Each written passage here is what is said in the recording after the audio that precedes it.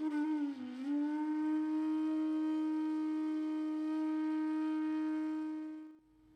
વાત સમજો, એક મોટો ભેદ પાડવામાં આવે છે કે ગોસ્વામી બાલકો બિંદુ સૃષ્ટિ છે અને વૈષ્ણવો નાદ સૃષ્ટિ છે. આપણને બહુ હવો લાગે કે ઓહો, બિંદુ સૃષ્ટિ, નાદ સૃષ્ટિ. અરે જે સૃષ્ટિ હોય, બિંદુ હોય કે નાદ હોય, મુદ્દો એ નથી કે બિંદુ છે કે નાદ છે. જે નાદ સૃષ્ટિ છે, નાદ એટલે પ્રભુનો વેણુનો નાદ, જે નાદ કરીને પ્રભુ આપણને પોતાની સામે પાસે બોલાવે. અને એ નાદ શ્રી મહાપ્રભુજીના ઉપદેશ રૂપે આપણે પ્રકટ થયો છે. અવતાર કાલમાં ભગવાન વેણુ વગાડીને ભક્તોને પોતાની પાસે બોલાવતા હતા, અને અનવતાર કાલમાં શ્રી મહાપ્રભુજીએ પ્રભુ પાસે લઈ જવા માટેના જે ઉપદેશો આપ્યા તે વેણુનાદ જેવા જ ઉપદેશો છે, જેને પદ્મનાભદાસજી ગાય છે, એસી બંસી બાજી ઘન ઘન મેં વ્યાપ રહી મહામુનિ કી સમાધિ લાગી. એસી બંસી બાજી. તો આ જે મહાપ્રભુજીનો ઉપદેશ છે એ વેણુનાદ છે, અને એ વેણુનાદથી તમને બોલાવવામાં આવે, પ્રભુની તરફ આકર્ષિત કરવામાં આવે તો નાદ સૃષ્ટિ. અને તમે મહાપ્રભુજીના વંશમાં જન્મ્યા તો બિંદુ સૃષ્ટિ. હવે એમાંય ધર્મ સંકટો છે, તે મેં કાલે તમને દેખાડ્યા. પણ એ ધર્મ સંકટનો હમણાં વિચાર નહીં કરો, પણ શુદ્ધ એ વિચાર કરો તમે કે જે બિંદુ સૃષ્ટિ છે એ કંઠી ન લે શરણાગતિની, તો શું અમે ગોસ્વામી બાલકો કે બેટીજી સેવામાં નાહી શકે? ન નાહી શકે. એ નિયમ અમારા ઉપર પણ છે, તમારા ઉપર પણ સમાન રીતે લાગુ છે.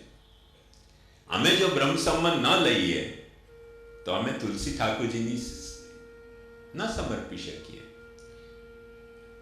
બ્રહ્મ સંબંધ અમે ન લીધું હોય તો અમે ત્યાં સુધી પુષ્ટિ માર્ગી શરણાગતિની દીક્ષા અને બ્રહ્મ સંબંધની દીક્ષા અમે ન લીધી હોય ત્યાં સુધી અમે પુષ્ટિ માર્ગી પોતાની જાતને કેવડાવી ન શકીએ.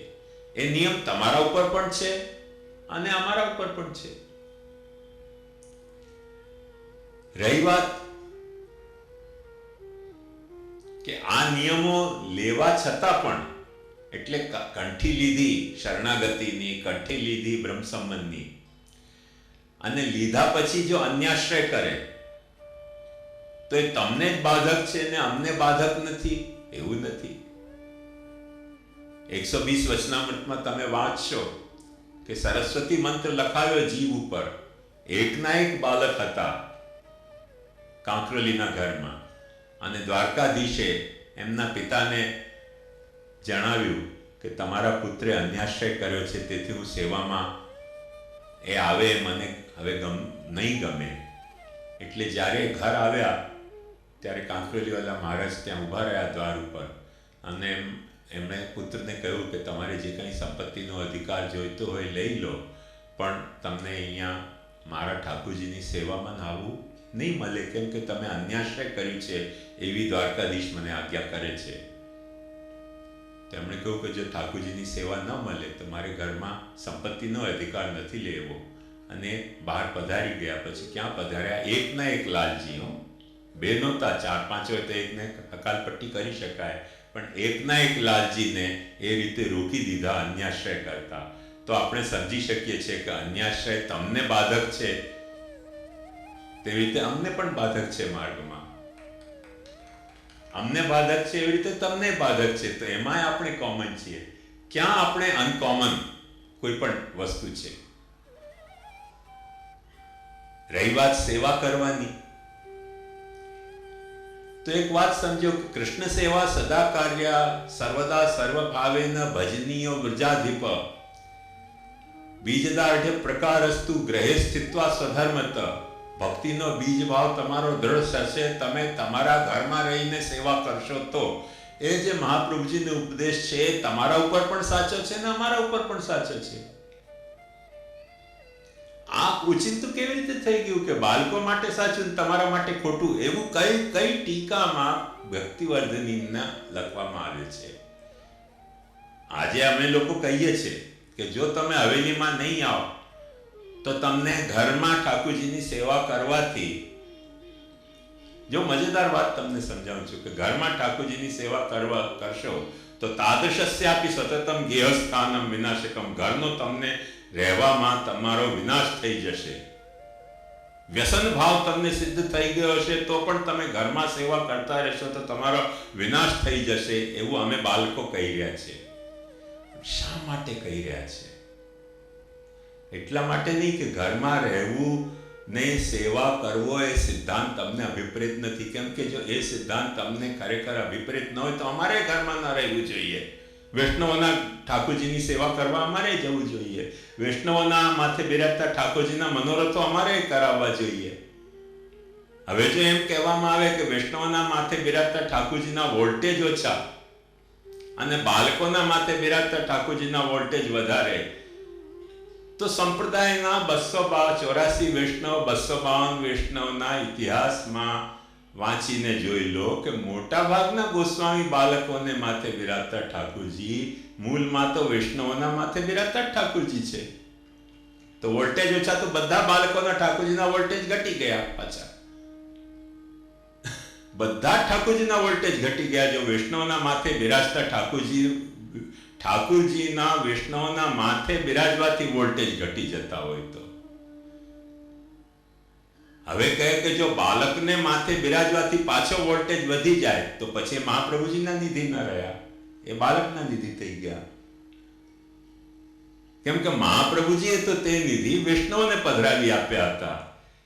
એ પછી વાઘાજી રજપૂત હોય કે રજોભાઈ ક્ષત્રાણી હોય કે જે કાંઈ હોય, જેટલા વૈષ્ણવ છે, જેટલા નિધિઓ છે, મોટા ભાગે વૈષ્ણવને પધરાવ્યા છે. એ વૈષ્ણવના માથે બિરાજતા નવનીત પ્રિયાજી હોય કે ગોકુલચંદ્રમાજી હોય, બધા વૈષ્ણવને માથે પધરાવેલા ઠાકોરજી. વૈષ્ણવના માથે બિરાજવાથી ઠાકોરજીના જે વોલ્ટેજ ઘટી જતા હોય તો આ બધા નિધિ સ્વરૂપોના વોલ્ટેજ ઘટેલા માનવા પડશે.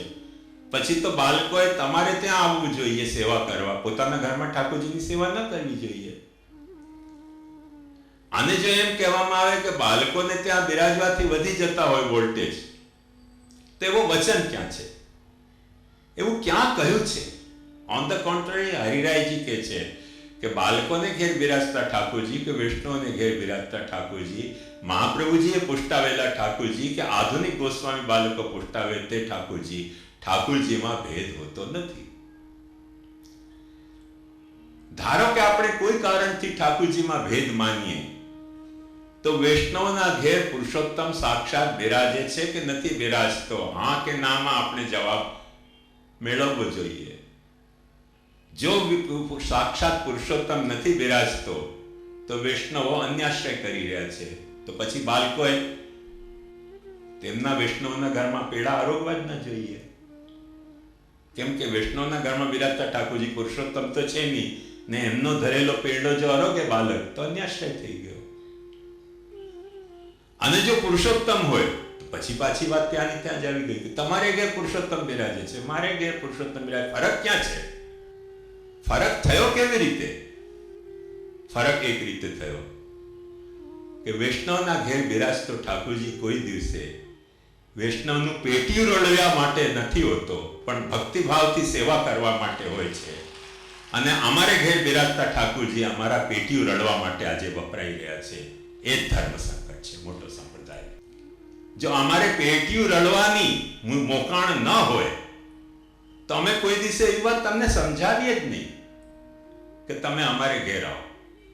અમે કોઈ દિવસે તમને એમ નથી સમજાવતા કે અમારા વહુજીના તમે મનોરથ કરો, મનોરથી બનો, કે અમારે બેટીજીના મનોરથી બનો. અમને હિંમત કેવી રીતે પડે કે અમારા ઠાકોરજીના મનોરથી તમે બનો કહેવાની? ચીલુભર પાણીમાં ડૂબી મરવા જેવી વાત છે આ તો. અમારા ઠાકોરજીના મનોરથી તમે બનો એવી કહેવાની હિંમત કેવી રીતે પડે? આ તો અનૈતિક વાત થઈ ગઈ. છતાંય અમને કહેવું પડે છે, કેમ કે પેટ કરાવે પાપ. ગધા કો બાપ બનાવે. પેટનું રડવાનો એટલી મોટી મોકાણ છે કે ગધાને બાપ કહી શકાય.